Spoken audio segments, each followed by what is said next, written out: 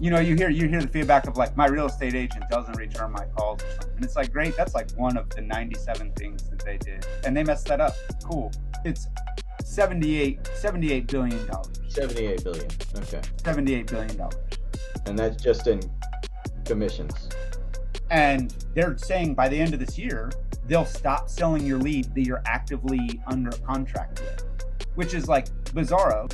And I think really what the industry is going to grow into is there will be multiple ecosystems that you can choose to operate in, and they all speak to each other through a common MLS. My name is Michael Walliser. I'm sitting here with my business partner, Chris Britt, this time around, and a little bit about me.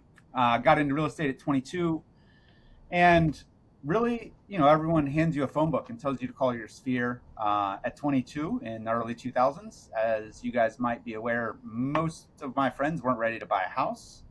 And we were walking into the worst real estate crisis in history. So not that many people were interested in picking up the phone and using me to buy a house. They were probably calling the person that they had bought their house through in order to try and get theirs sold.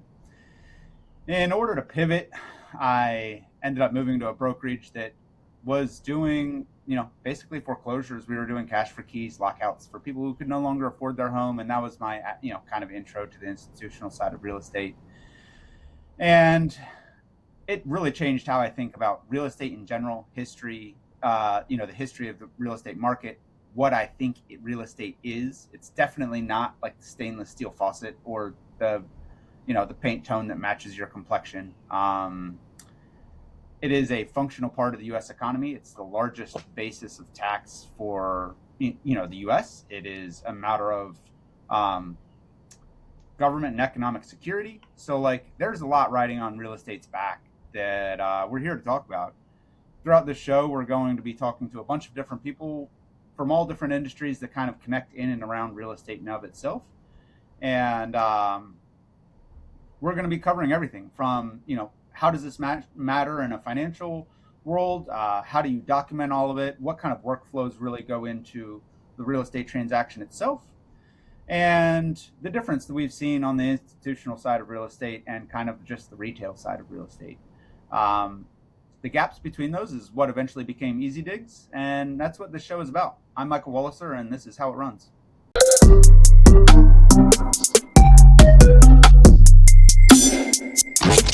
As I said, Chris, he's also here. He's been my loving and forgiving business partner for the past more than 8 years, but we've officially been sending it for 8 years solid. And we've purchased properties, renovated properties, converted land over for new development, done commercial, institutional work. We've converted historic buildings into event centers and churches and religious organizations. He's got a background in public policy, HR, and state government. He fundamentally understands how businesses run, the way that people interact, and the way that matters on building a machine. Very much my partner in the driving force behind EasyDigz, and he's the person I also call when we're not here and recording, just so he can hear me cry. We've obviously come into this world, this place from completely different worlds. Chris, I know kind of from your background, when you first started looking into real estate, what kind of caught you off guard? Well, you mean when I first got pulled into real estate by you? Yeah. I'm sorry. I'm not sorry, but sorry. No, I'm happy to be here. I wouldn't have done it any other way. I mean, I guess once we started working together, it was a lot. It was a lot more complicated than I ever thought it would be, and that's after me having already bought a couple houses and sold one. But operating on the inside when you've only been a client before that is a completely different animal. Tons of moving parts. Even working with a couple different professionals, one of them being Mike in his earlier years in the industry, it's easy to see things slip through the cracks. It's hard to keep tabs on everything that's going on at any given time. So I guess just the sheer volume of like information transfer involved and the research that you have to do on things in order to know that you're making a smart choice. It's completely different than what the average consumer assumes that it is. Yeah, from as someone who started being a practitioner from an early age, I was lucky enough to have already bought two houses before I ever got my license. And I will say that there are people who are practicing real estate who are excellent and proficient practitioners who have never purchased their own residence, who don't know what that looks like on the other side as well. Right. So, I mean, Chris, I think that's one of the reasons why I was confident in it is like, um, you've sold more than one property, at least through me. So I know that's the case, even before we were in business. But, uh, I think that's one of the reasons why I was comfortable getting into business with you from the onset is just seeing what it looked like, knowing what that looked like myself to go through those transactions at an earlier age, watching you go through those same transactions and like understanding where all the parts were moving, what knock-on consequences and effects there was. uh it's a lot. And hopefully I back then did a good job explaining and laying that out for you. But no matter whose job it is, no matter who's taking on that job as the broker and agent, it's difficult, and we're not here to undermine that.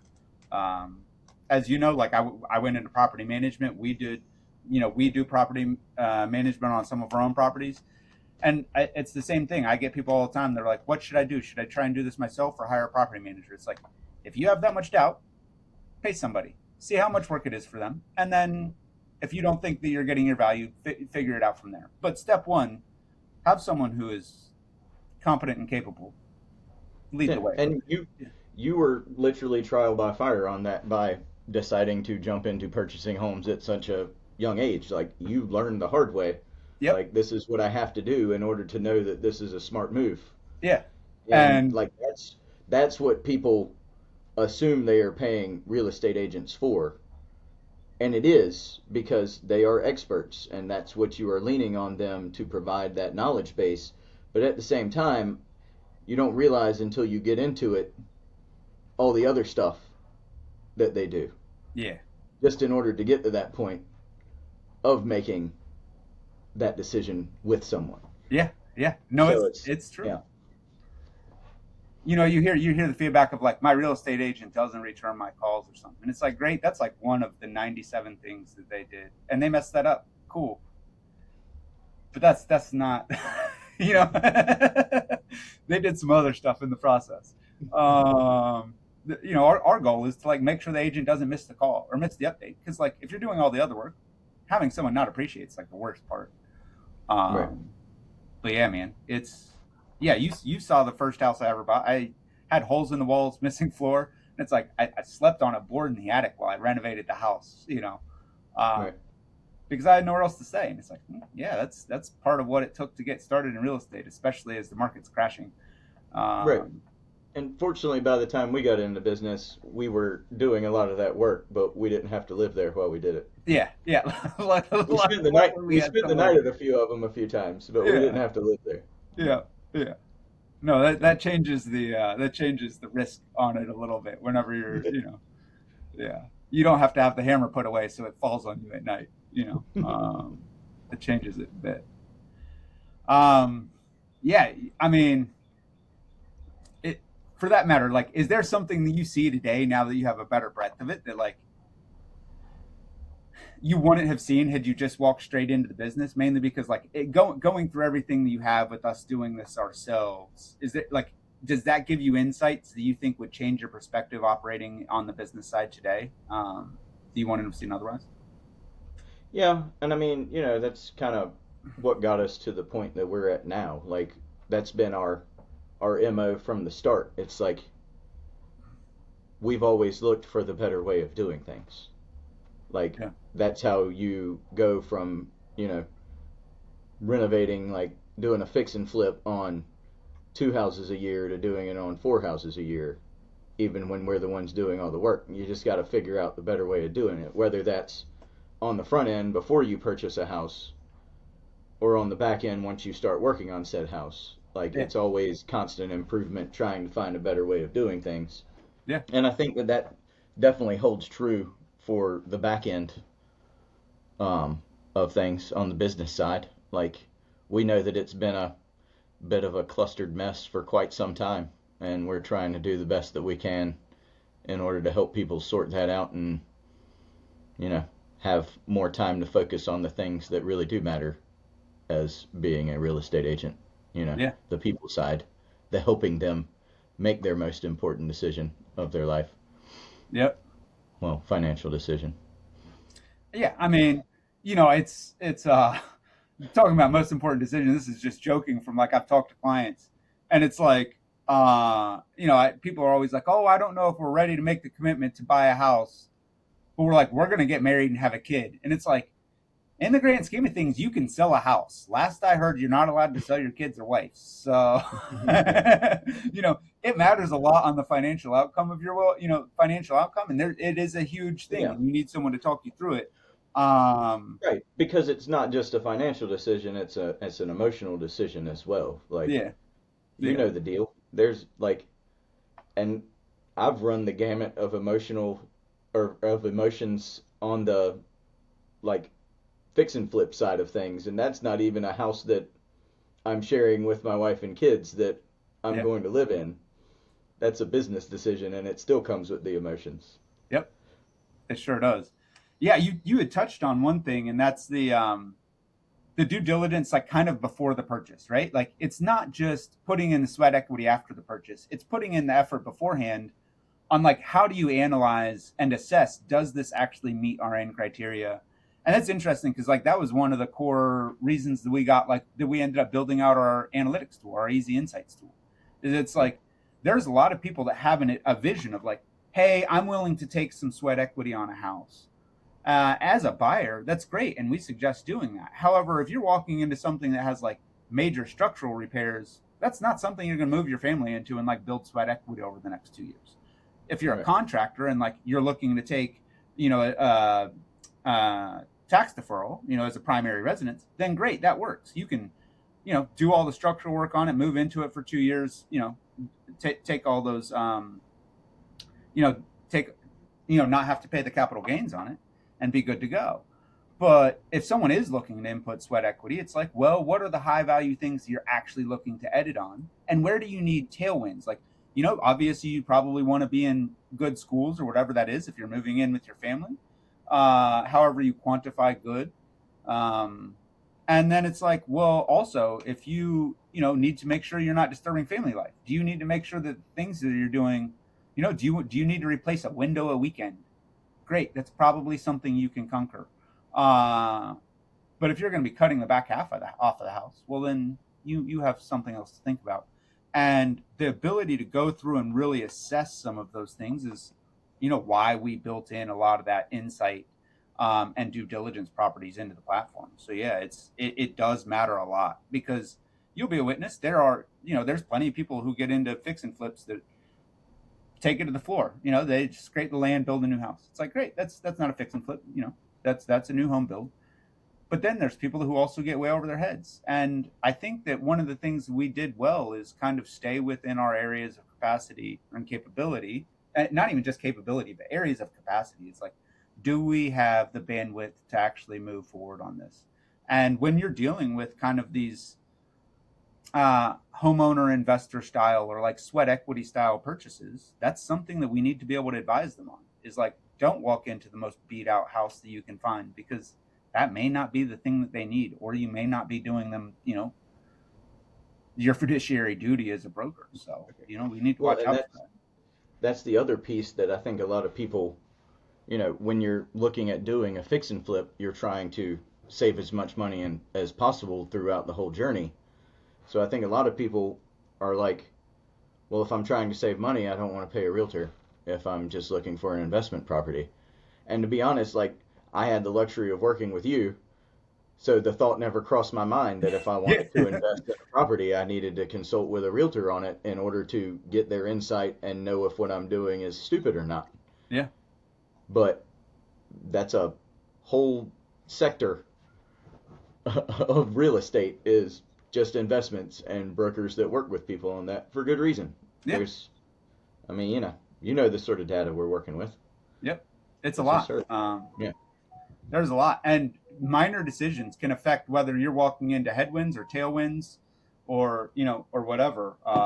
And it's really, really hard to make money with, market and other types of headwinds. And on the other hand, it's really, really easy to make money with a lot of tailwinds. So, that's kind of the emotional thing that, I had gone through is in the beginning, it's like you're buying a house, and between 2010 and 2018, basically the way to make money in real estate was to buy it. And it's like, it kind of gives you this whole emotional turmoil, and you're like, well, am I good? Or like, did I make the right choice? I don't know. And it's like, you've heard me, cry at night and be like, I went through and assessed if we had kept every property, or if I had just bought every opportunity, all risk analysis aside. But then it's like, coming from my prior history of like watching all this stuff fall through the floor and seeing townhouses in downtown Raleigh sell for, $10,000 and $12,000. We have to kind of build on that, the long-term, time analysis. And it's like, well, if you look at that, not a Fibonacci sequence, but if you look at like the long-term trailing curve, it's like, as you shorten that sequence, well, yeah, that feedback says buy more now. But if you look at the long-term curve, you're like, well, we still have all these risk tails that we're not assessing. And I think right now in the market, it's kind of interesting to see what's happening, because we do have kind of this midterm trailing line that says real estate goes up, line, up and to the right. That's the thing. And I don't know that the U.S. has, in a lot of people's careers or current lifetimes, has witnessed kind of this inflationary markets that we're headed for, or that we're in. Well, they're looking at the macro, like it's up and to the right if you look at the whole thing, but then when you drill down into certain sections, it's the opposite. It all smooths out over time, which it does. I mean, Warren Buffett will tell you, hey, buy a house. Yeah. Real estate. It only goes up. It does. But it only goes up over, years and decades. You're going to have hiccups along the way. Yeah. Because, certain people will make certain decisions that make it that way. That's true. Like I, my last house that I was in, I bought that in 2006, like right into the crisis. And it's like, well, subdivided off another lot and built a house behind it. And what happens then is like, I'm riding into the worst market ever. And just to break even, I remember talking to another broker in my office and taking him out there. And I was like, what do you think I could sell this for? And it was probably 2014 by the time I was talking to him, 2013. And they were like, oh yeah, you're probably going to take a, $100,000 bath on this to be able to get out of it. And 5 months later, the house down the street, which was 450 square feet smaller and had no garage, sold for $25,000 more than that, what my own broker in charge at that time was telling me I could sell my house for. And I was like, oh, people have biases, and that's what it is. And it's because they also, had a bunch of experience working in foreclosures. They were working with Fannie Mae. They were seeing what these houses were selling for. And that all affects kind of your bias. And then as you see that market kind of respond back through the late 2010s, Raleigh as a whole has been a rocket ship. Or, I would say North Carolina as a whole has kind of been a rocket ship since the 2010s. It's interesting. We had like leading up to the 2008 to 2010 crisis, we were seeing like mid-single digit inflation in Raleigh. And at the same time, like my family was doing investing in California and DC, and they're looking at 30 and 40% annualized appreciation. I still didn't say inflation. 30 to 40% annualized appreciation. And then it's like 2008 hit, and they're like, oh, I lost half of my money. And it's like, well, you lost 18 months of your money. What is that? And everyone looked to Raleigh, Wake County, and North Carolina, and they're like, oh, that's a huge durable territory. That's a huge durable geography, because we've got, we only saw 10 to 15% overall depreciation in the market. However, like I said, we were buying townhouses in downtown Raleigh for 10 grand. You can't tell me that that was only a 15% reduction from what it was. The market itself had downward spikes. But as a whole, it was pretty okay. The interesting thing is like this time around, Wake County and, Triangle region, North Carolina has been seeing a higher share of the overall real estate appreciation for this year or for the past, 10 years. And it's going to be interesting in how we fare. We're looking at stuff coming out of other markets, tertiary markets, and also other major metros that are already seeing a major softening in the market. And yet North Carolina's where we're at is still a high demand place. We're seeing slightly longer days on market, still well within the healthy territory.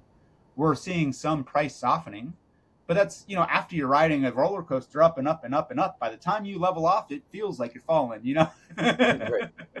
Yeah. Yeah. But I mean, that's also a byproduct of, you coming in to the industry when you did, Mm-hmm. and seeing so many downs, then ups, then a little down, then a little up, and back and forth before everything kind of blew up. I mean, you got to figure, agents that entered the market in the middle of the pandemic boom when, people were walking down the street throwing money at other people because they wanted their house. Like, things start tightening up, and they're like, well, what's going on? The sky's falling. And it's like, no. Yeah, it's not falling. You're just, that's just your body adjusting.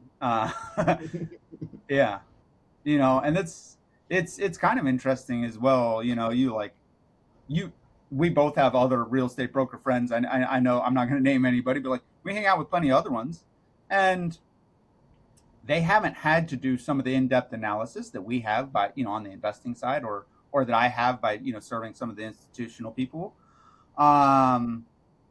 I think one of the things, and I'll ask your opinion on this, like, do you think that the way that they look at sources of truth affects the way that they do business? Like, if you, instead of like consolidate all of the information to a single and solitary point and make all of your actions based on that, do you see a difference in other brokers or even just amongst the other ones that on how they operate?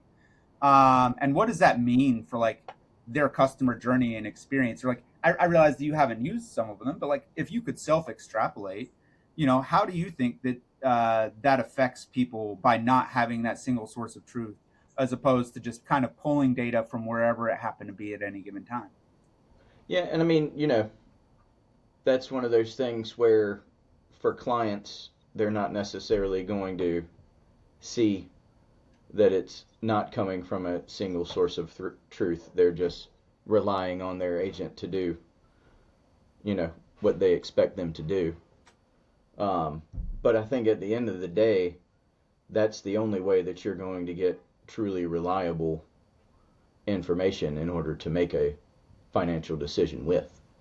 Anyway, I mean, you're going to end, when you start pulling data for analysis from multiple different places, that's when everything gets jumbled and you get a mess, crap in, crap out. That's the data analysis game. Yep. So yeah, it's like you can pull we'll talk about like this estimate or other algorithmic estimates. Well, it's just like if you pull 10 different ones, you're probably going to see a 10% price variation, and that doesn't mean that you lost 10% of your home value today. Like that's just we're looking at different data, and that's kind of a symbol of how that works across that transaction platform, and a kind of across the whole practice of a business. For that matter, I mean, like most of the brokers that we know are, they're operating under someone else's tool sets and transaction managements, and they're being sold that as a value. But on the other hand, it's kind of a liability because they're now the ones that are transferring this onto their agent or onto their clients. And so them as a broker has worked hard to build that relationship through their, friends, schools, whatever that is. And now they're saying, hey, utilize some of that trust that you have in me to go out to this other product. Trust me that you should trust this. And then for the next step, 10, 30 days later, whatever it is, oh, also trust me that you should trust this other product and go over here.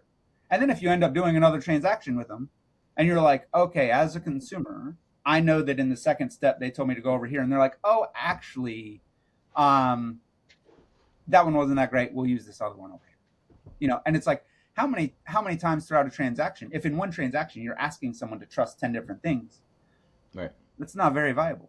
The goal is to say, hey, listen, I am the source of truth. Work with me. I'll do everything that I can to make sure that it's consistent and all served in front of you. And we see people in the financial industry do it. Like when you talk to your financial advisor, if they told you to log into a different portal every single time you talk to them, you'd be like, I don't know about that. Exactly. Could you please just actually show me my money in cash? That's what I need you to do. Yeah, it's like, but on the other hand, it's like real estate, most likely the most expensive transaction people will ever have in their life. So why are you asking them to log into 10 different portals to get it done? You referenced the institutional side of things again. I mean, like, that was where your eyes were opened on it in the first place, was like, Yeah. hey, maybe we're doing this wrong. And, Yeah. that's what, clear cooperation is. That's why we have an MLS that's in charge of all the data.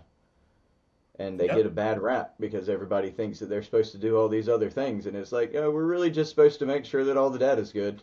Yeah. Yeah. And so it's people. Yeah, it does get a bad rap, and that's an interest. Even talking to other brokers that I know that aren't as involved on the technology side, they look at our, the listing platform that, our MLS currently works on top of, and they're just like, oh, that thing's a nightmare. The MLS sucks, and you're like, well, that's like one of 9 tools out there that are currently available, and the MLS itself has multiple options that you can select from. So like, find a real thing to be mad at. Step one. Like, it's really easy to it's really easy to place blame on the thing that's not actually the problem, Right. because that's how scapegoats are built. I think we see that across a lot right now, but it's it's one of those things. The MLS brings a huge amount of value to everyone in the real estate industry, and I think they're working hard right now to kind of, be able to enable consumers and brokers to be able to offer better value. Like I think the entire industry is working hard right now. It's a massive industry, and it's a bunch of individual people. Like if you think about every single broker, almost all of them are their own business. They're all independent, operators, independent contractors. And so how do you steer 1.5 million people? It's like it takes a little bit. Right. Yeah. For sure. But then that also begs the question, if we know the MLS is doing the best that they can in trying to level the playing field and provide a single source of truth for everybody to work off of, why are so many big portals trying to complain and push out the MLS? Man, I think that's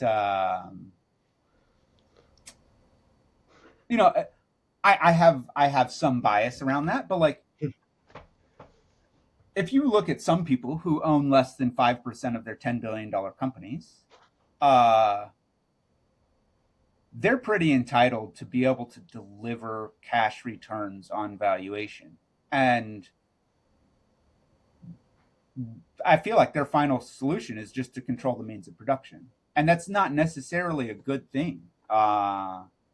It may help short term balance sheets, but overall, they're just creating an environment where you have the choice of going to a free and open market or going to a controlled and curated thing where you have to question more and more, is the person operating with you operating in your own best interest?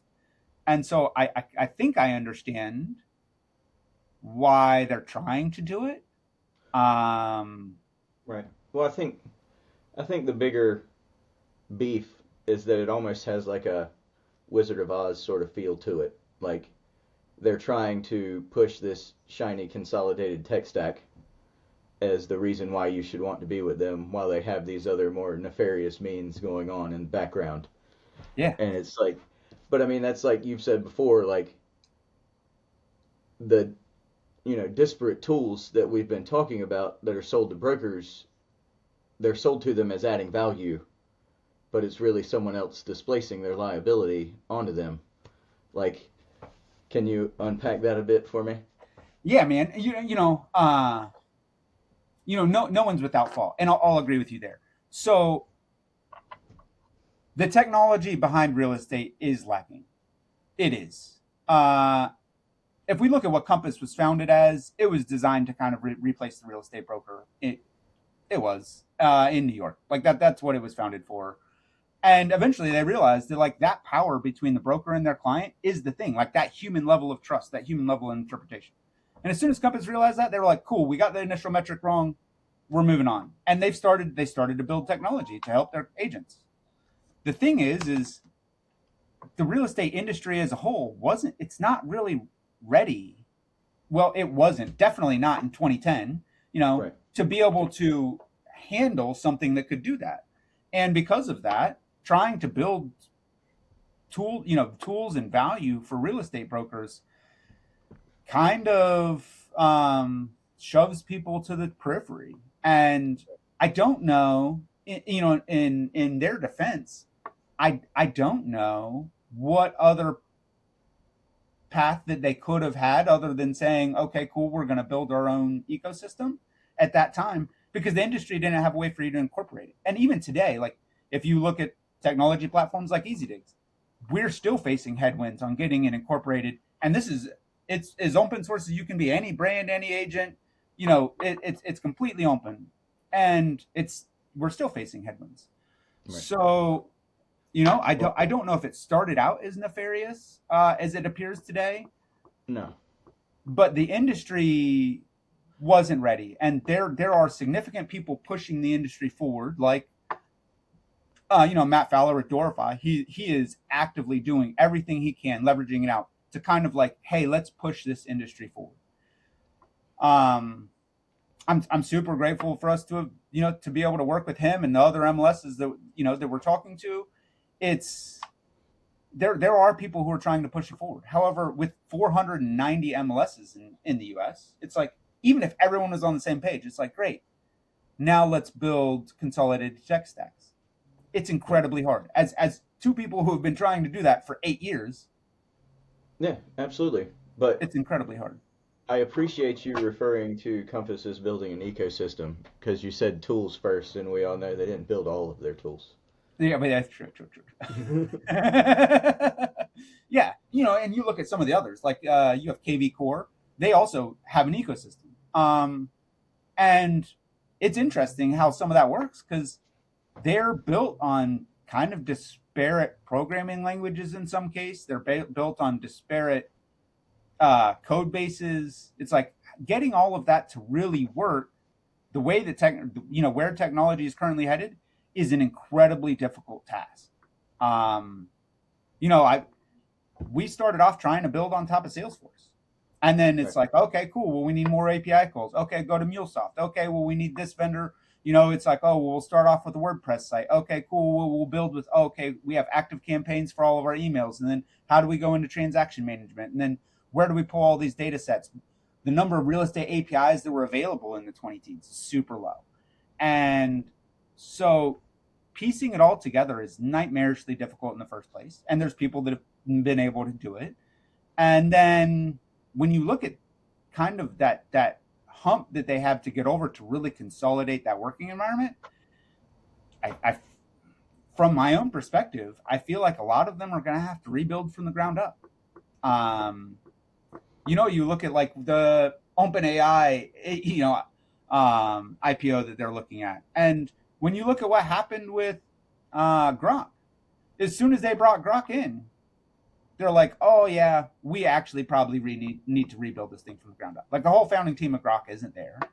And they're like, okay, cool. We have a company. Now how do we figure out how to rebuild this thing from the ground up? And I think that's the thing that a lot of these people who tried to build ecosystems are facing.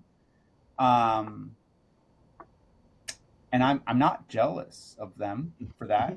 Because it's real difficult to build it from a consolidated standpoint. Going in and just being like, cool, we're going to build a centralized ecosystem that you can spin everything off of. That's very hard.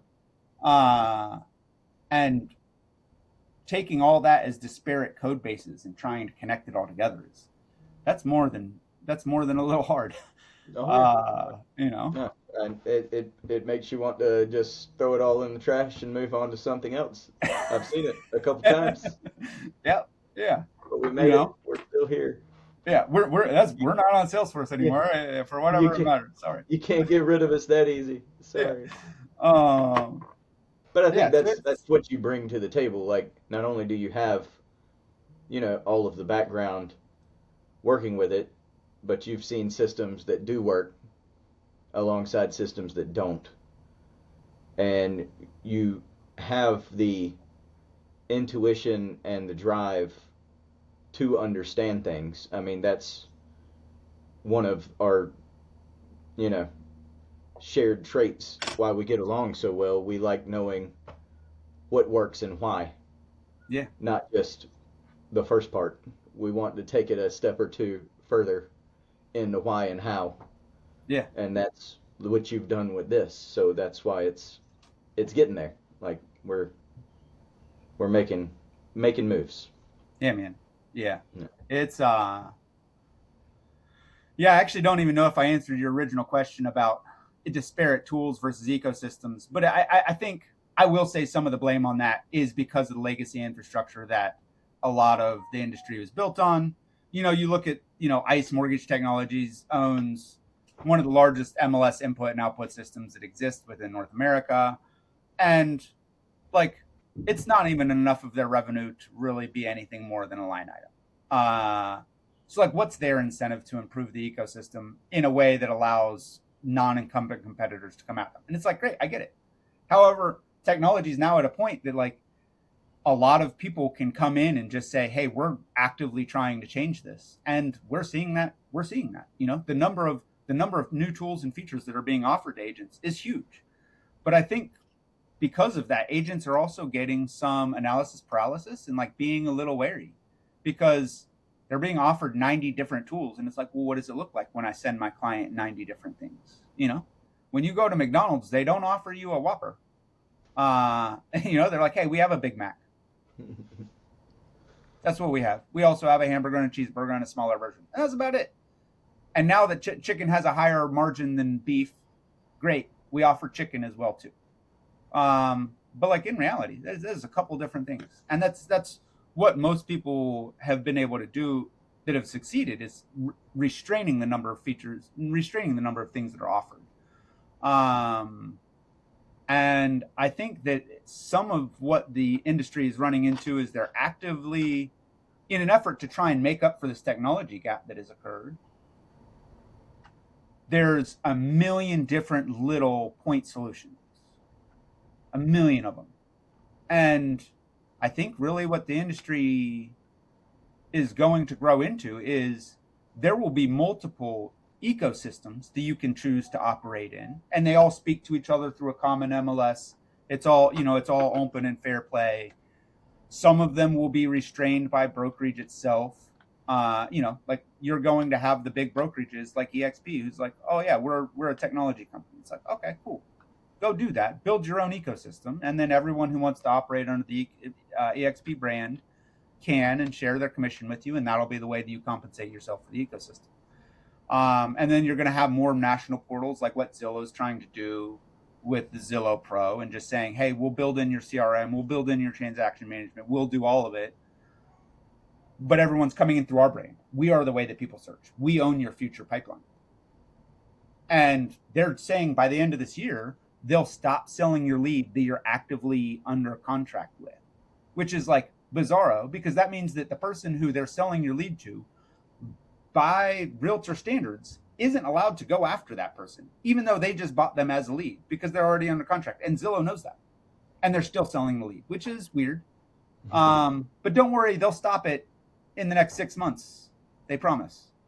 And they're saying that's a feature and not a bug. So, and then we think that there will be more, at least I think there'll be more ecosystems that are like brand and agent agnostic. Just like, hey, we're building an entire customer experience. Whatever you need, we'll continuously make it better.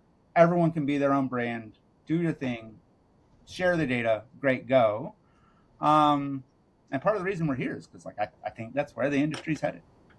Yeah, and I mean, we know that consolidation is the right choice as far as tools are concerned. Mm-hmm. Like, and one of the bigger complaints that you hear from brokers in charge is, well, what's the point of me buying another tool? Nobody uses them. And it's like, well, if you're buying a system instead of buying a tool, then all of the tools are constantly working together and in your agent's face. So they kind of have to use it. Yeah. They realize how much better it makes things. Like, we already know how much better it makes things. So it's just there's a lot of difference, because at the end of the day, it's like the way an agent runs their business is a rather personal thing. Like 100%. They know what works for them and they want to keep doing it. Yeah. So it's hard to, teach an old dog new tricks. It is. But I guess once they get into that environment and see the difference and see how beautiful automation is and how much AI can help when it's being applied properly and with good data, then it all works together seamlessly and it solves a lot of the issues that everybody's complaining about. Yeah. But it's, getting the buy-in, which I understand from brokers in charge that causes hesitancy. It's like, well, do I want to make a change?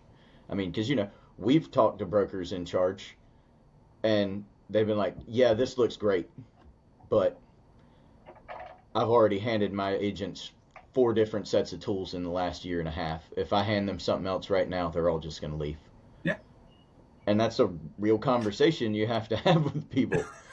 Like, it's like, okay, so I guess you can hang out with that and watch them not use what you gave them for the 4th time in a year and a half.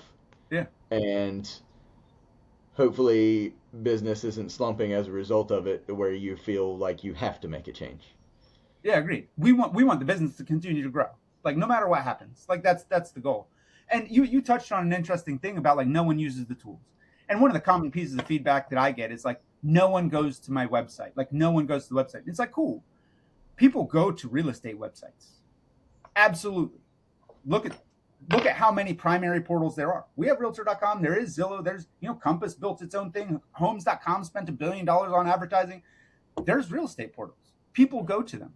The reason that people don't go to, like, yourbrokersite.com is because all you have is, like, the most rudimentary IDX that there's ever been. There's not any real viable search tools compared to how intuitive it is on Zillow.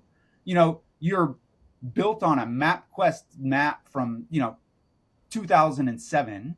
And, there's no natural language search. There's no internal portals that allow them to communicate with the agent. There's nowhere for them to track anything. And then as soon as they favorite a house, they never go to the site again anyway. So there's no repetition. There's no consistency. It doesn't hold itself as a source of truth. They're told to go to another tool as soon as they move on in that agent relationship. And so, yeah, people don't go to it because it's not useful. And that's one of the big things we tried to change is, like, we built all of the natural language search in. We have all of their favorites and portals. All of their suggestions come straight from that agent's name as the source of truth. It's a continuous ecosystem that brings you back and back and back again anytime they want to do research. We have natural language searches on the site. They can ask the agent questions, and the agent also goes to their site as a source of truth. And so as soon as you can build that flywheel effect of people continuously having a reason to go back and not just saying what is next, well, all of a sudden now we're seeing much higher use rates on average because it is something that maintains its purpose throughout the life cycle of from the time that you meet your client all the way through the transaction and even post-client. It's like all of your blogs and follow-ups that go on agent sites, we see things. It's like, hey, it's spring. This is the way to plant flowers. What does that do? Drive people back to your site, reminds them. It's like, do you need to do a property search? Do you need to get updates about similar homes that have sold in their areas? Look on our site. There's comps, whatever you need. And so, yeah, their broker in charges are like, oh, yeah, no one uses the tools. And it's like, well, how often,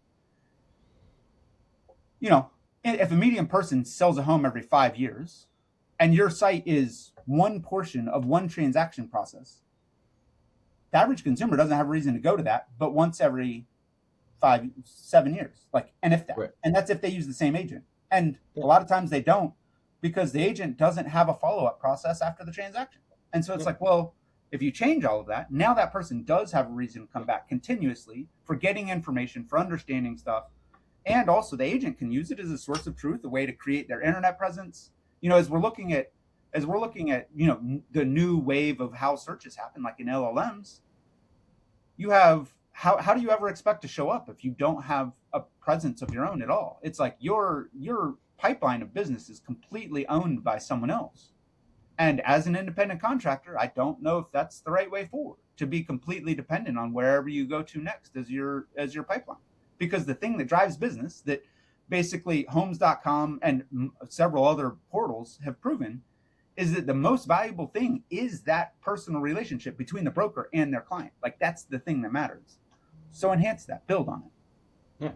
But I mean, that's why we have, drip campaigns, Mm-hmm. and we can generate blogs and Yeah. have the easy insight tool. It's like you can set it up to where it literally sends like emails with pertinent information about home ownership and maintenance and all kinds of different things to your clients that you sold a house to a year or two ago.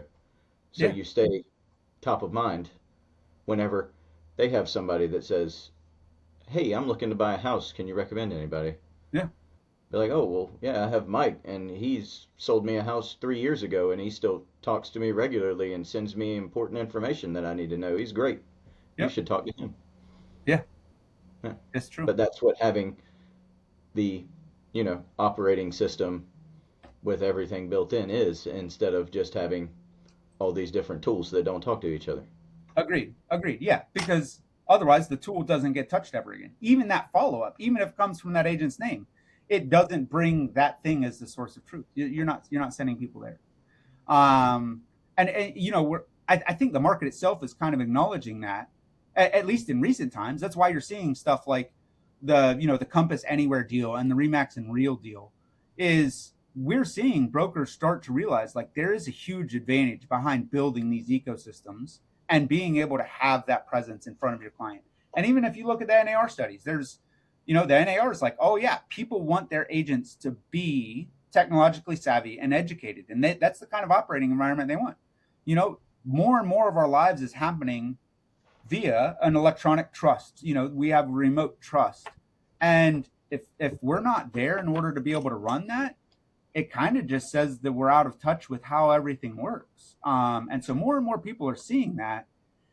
But at the same time, those same stresses are being put on by huge corporations that kind of have to justify back, their value. And it's tearing the MLS apart, because they have to be the source of truth, because they're trying to be that portal. They're trying to be that brand that steps in between the agent and client relationship. And the best way to do that is to force everything through them. If they can tear the MLS apart, it's divide and conquer, right? So like, if you can divide these big ecosystems that serve the public good, then they can just fight amongst themselves for like who actually owns that search. And Zillow already charges a portion of your commissions. Compass does. All of these people are all commission based. Yeah, we're not arguing that the tech stack has value. It's, should you really have to sell 4 houses a year and get paid for 3 in order to have access to it? Yeah. Yep. Yeah. It's that it kind of worries me. It kind of worries me to see where that's headed, man. Just because, like, I don't really see a winner out of that. There are, because consumer adoption is part of it, but like, the real estate industry is far enough behind on technology that, like, if the current ecosystem starts to fall apart, we're undoing like 100 years of progress. But you have like these big money portals like homes.com who are just willing to buy their way into the relationship instead of offering value. And I realize that they do bring more value, like you're listing your brand, your lead. I get that. That's a whole lot better than at least selling your client to 9 different people who technically aren't allowed to compete with you. Like, I get it. There's some value there. But like, how about just not stepping in front of that relationship at all? We could just do that. Just Right. offer people the ecosystems that they need to Yeah. do and run and go. Yeah. Well, I mean, that goes back to like what is the total residential real estate sales for the U.S. in a year? Um, that's a good question. It is in the trillions. Yeah. So we'll just say a trillion. Just keep it there. Oh, hold on. Which, I gotta Google real quick. I wish you would ask for our market so that way I could have used the insights tool. But oh, sorry. total residential real estate transactions in the U.S. for 2025.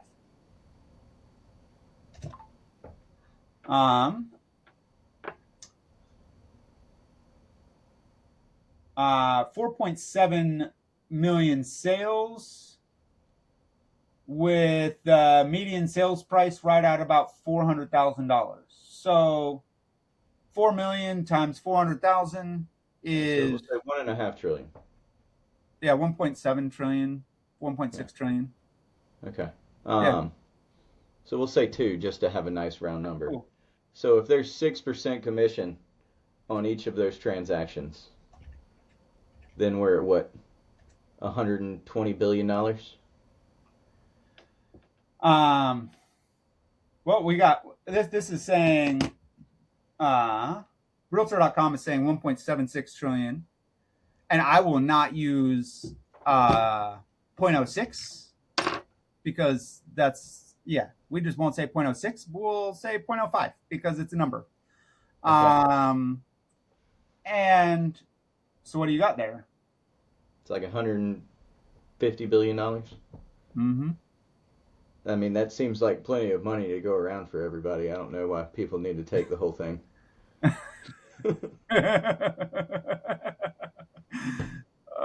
It's 70, sorry, Chris, it's 78 billion dollars. 78 billion. Okay. 78 billion dollars. Cool. Cool. And that's just in commissions. Yep. I don't know. I don't think any one person needs to be in charge of that, Nope. or any two companies I either. think the SEC and DOJ also said the same thing.